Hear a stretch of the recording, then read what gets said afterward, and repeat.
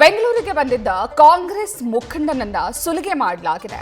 ಮೊದಲ ಬಾರಿಗೆ general secretary ಬೆಂಗಳೂರಿಗೆ ಅಂತ ಬಂದಿದ್ರು. ಈ ಸಂದರ್ಭದಲ್ಲಿ ರಾಬರಿ ಆಗಿದೆ.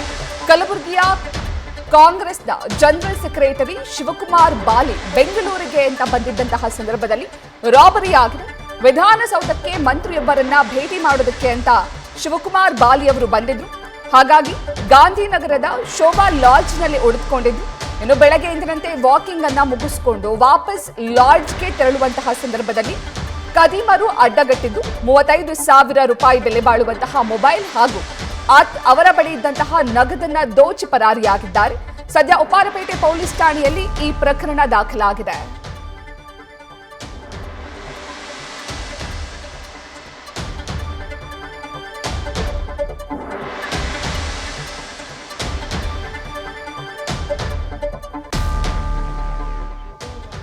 ವಾಸವಾಗಿದ್ದೆ.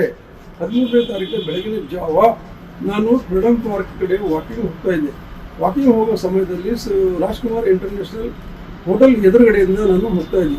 ಆದರೆ ಹೋಟೆಲ್ನಿಂದ ಸ್ವಲ್ಪ ರಾಜ್ಕುಮಾರ್ ಇಂಟರ್ನ್ಯಾಷನಲ್ ಹೋಟೆಲ್ನಿಂದ ಸ್ವಲ್ಪ ಮುಂದುಗಡೆ ಹೋದಾಗ ನನ್ನ ಹಿಂದ್ಗಡೆಯಿಂದ ಒಂದು ಆಕ್ಟಿವಾ ಗಾಡಿ ಬ್ಲ್ಯಾಕ್ ಕಲರ್ದು 2 ಜನ ಹೆಲ್ಮೆಟ್ ಧರಿಸ್ಕೊಂಡು ಕೇಸಿಂದ ಬಂದು ನನ್ನ ಪಕ್ಕದಲ್ಲೇ ಬಂದು ನನ್ನ ಟಿ ಶರ್ಟ್ ಇದ್ದ ಮೊಬೈಲನ್ನು ಕಿತ್ಕೊಂಡು ಹೋಗ್ಬಿಟ್ಟಿದ್ದಾರೆ.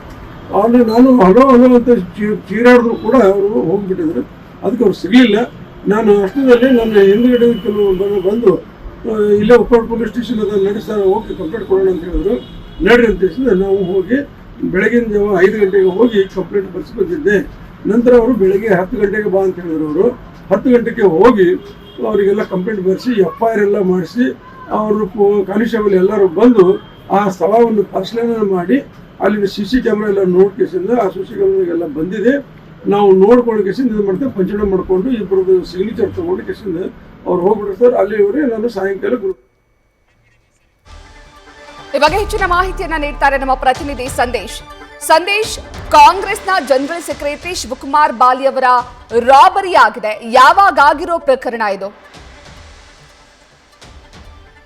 ಪ್ರತೀಕ್ಷಾ, ಉಪ್ಪಾರಪೇಟೆ ಪೊಲೀಸ್ ಠಾಣಾ ವ್ಯಾಪ್ತಿಯಲ್ಲಿ ಈ ಒಂದು ಘಟನೆ ನಡೆದಿರುವಂತದ್ದು. ಕಲಬುರಗಿಯ ಕಾಂಗ್ರೆಸ್ ಜನರಲ್ ಸೆಕ್ರೆಟರಿ ಶಿವಕುಮಾರ್ ಬಾಲಿ ಅವರು ಕಳೆದ 4 ದಿನಗಳ ಮುಂಚೆ ಬೆಂಗಳೂರಿಗೆ ಬಂದಿರ್ತಾರೆ. ಅಂದ್ರೆ ಮೊದಲ ಬಾರಿಗೆ ಬೆಂಗಳೂರಿಗೆ ಬಂದು ಈಗಾಗಲೇ ಅಲ್ಲೂ ಸೆಷನ್ ಕೂಡ ನಡೀತಾ ಇರೋದ್ರಿಂದ ವಿಧಾನಸೌಧದಲ್ಲಿ ಅಲ್ಲಿ ಇದ್ದಂತಹ ಕಲಬುರಗಿಯ ಒಬ್ಬ ಸಚಿವರನ್ನ ಭೇಟಿಯಾಗೋದಕ್ಕೆ ಅಂತ ಬಂದಿರ್ತಾರೆ.